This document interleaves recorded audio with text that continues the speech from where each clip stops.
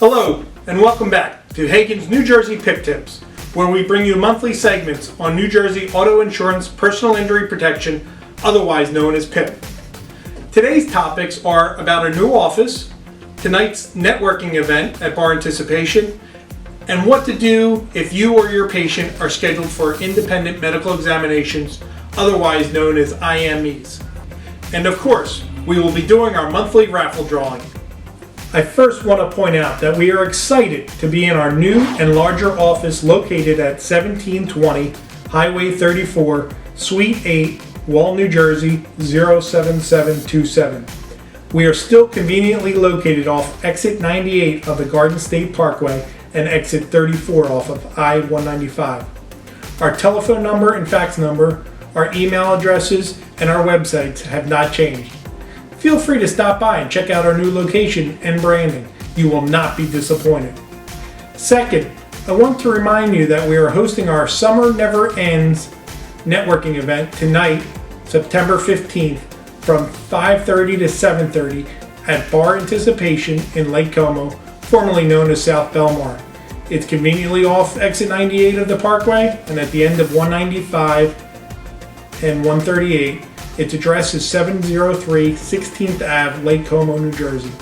Join us for food, drinks, and mingling with medical providers, attorneys, and professional services.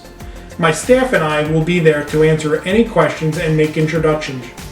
Which brings us to the next topic: what to expect and do when you or your patient is scheduled for an IME by the PIP insurance carrier.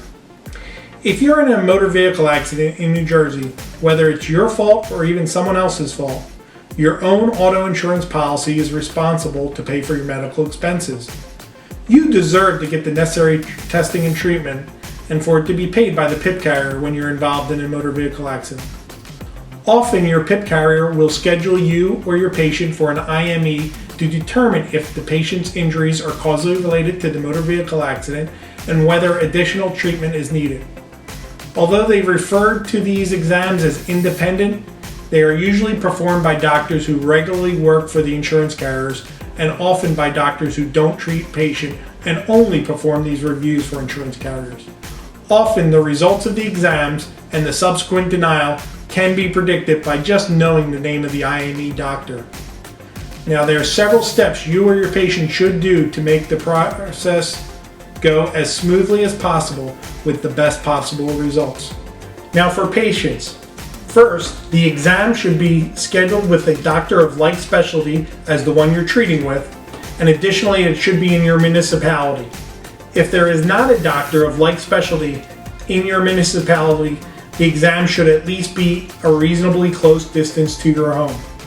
If you think the distance is too far, you or your attorney should contact the insurance carrier to get them to reschedule the exam to a more reasonably convenient location. Make sure to object to the location in writing and ask them to reschedule. Next, you should attend the IME unless your attorney tells you not to.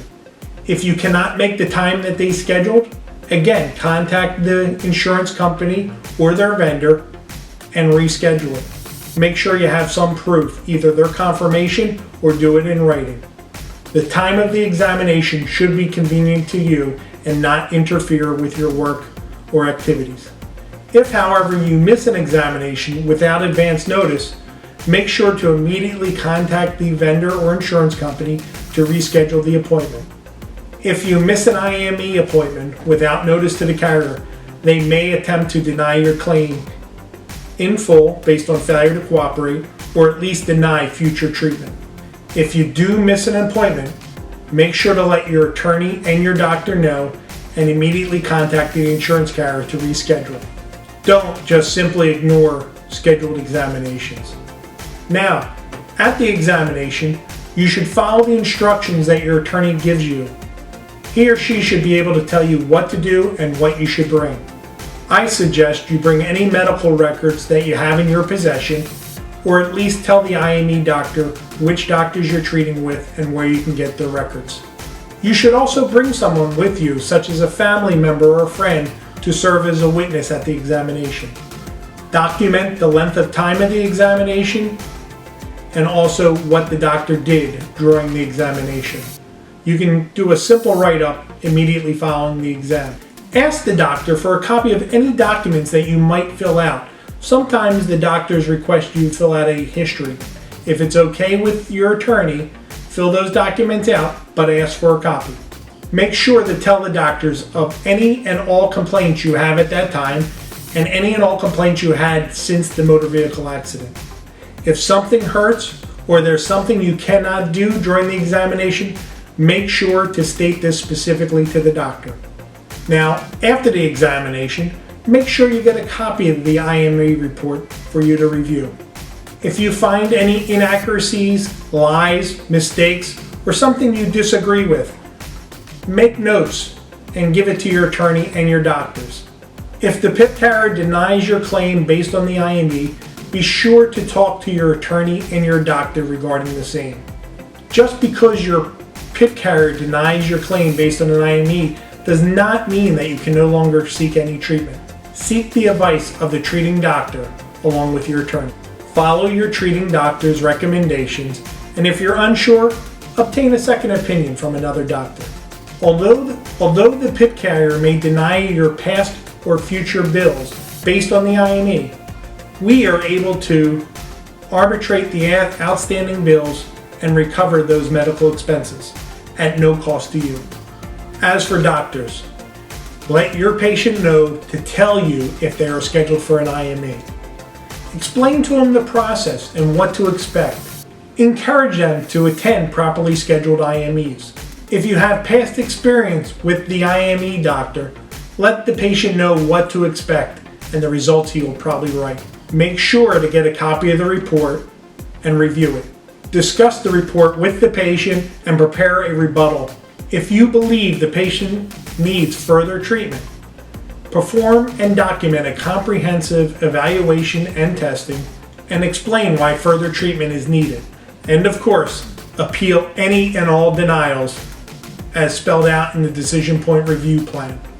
I have done a prior video that can be found on this site on the appeals process. And of course, you can always contact me on a case-by-case basis if needed.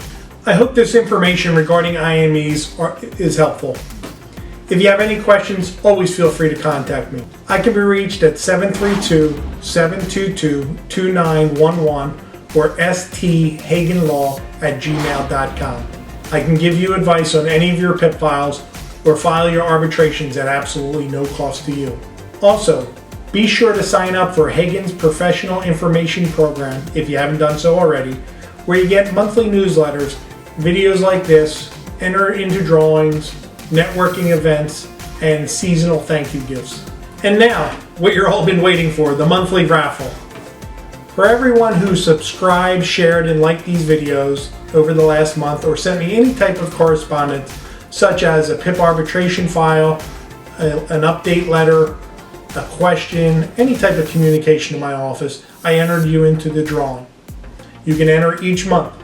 Now this month, perhaps because it's the end of summer, there was not a lot of people that sent a lot of correspondences, so the numbers are lower. If you don't win today, you can win next month. And now, for the drawing. The winner for this month of a $50 Amazon gift card is 1310100 Amber Zamora from DRA. Congratulations, Amber. We'll be sending out your $50 Amazon gift card shortly. Good luck to everyone else for next month's drawing. Hope you're a winner. Keep sending in those correspondences. Finally, I hope you had a fantastic summer and can join us tonight at Bar Anticipation for a great networking event to continue to grow and foster your practice through 2016 and beyond. I look forward to our continued relationship and prosperity. If you found this video informative or helpful, please like, share, and subscribe to the links below. Just remember, I'm never too busy for your kind PIP referrals and questions. Thank you and God bless.